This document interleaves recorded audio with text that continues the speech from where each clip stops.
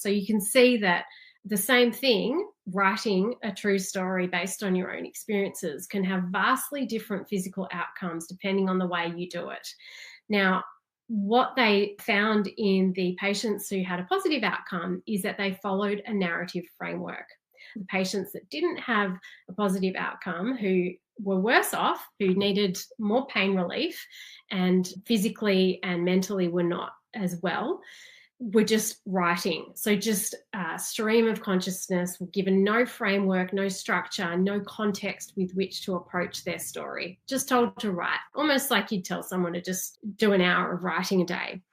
So it's this unstructured approach that it can be really detrimental with memoir because of that whole trauma and stress and memory aspect of it, because that is what makes this genre of writing so particularly different to writing a fiction or writing a non-fiction that is not narrative in structure. So a non-fiction that is not a memoir would be something like a how-to guide or a step-by-step business book.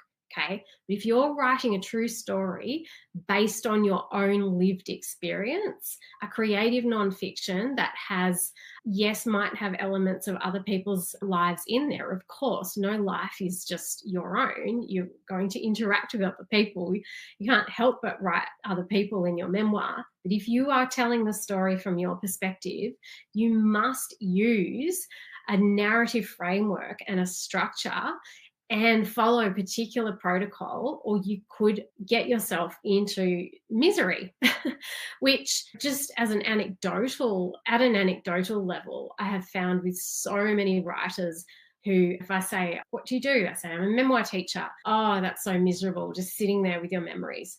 And actually, nothing could be further from the truth, if you ask me. I can honestly say to you that writing my two books totally changed me, and particularly with my second memoir, which was much more difficult in terms of memories that I was working through. So there was grief involved there because I was writing about a very stressful, or not stressful, but it was a difficult story to contextualize. The outcomes were so much bigger and brighter for me because I was essentially rewiring my brain through rewriting that story and taking control of the narrative.